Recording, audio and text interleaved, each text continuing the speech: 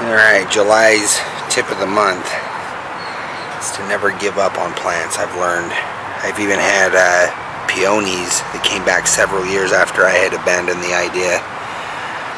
So I just want to throw that out there. I thought this was gone. I'm getting all this new life and new growth. I'm excited.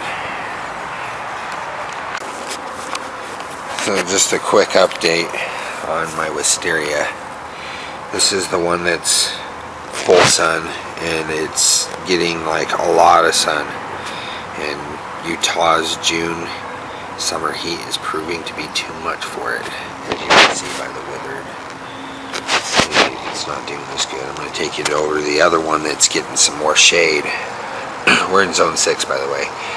Take you to the other one that's getting more shade, and you'll be able to see the difference.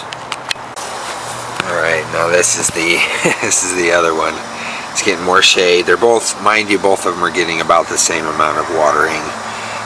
The main difference is the sun. This one isn't getting quite. It's getting a lot, but it's not like the other one. So look at the difference. Way healthier. Way healthier. Even getting some new life, which I'm happy about.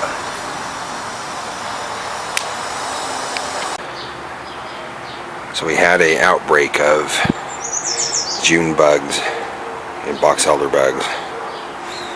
So I decided, since I was doing a tip on kids' pools on how to make a trap, we're going to go out on a limb and say that worked pretty good.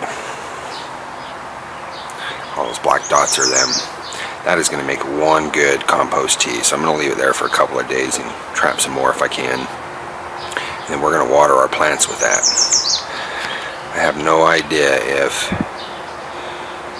June bugs are any good for plants, but we're going to find out. So when I water them, I'll water a few particular ones. I'll update you and let you know if there's any effects.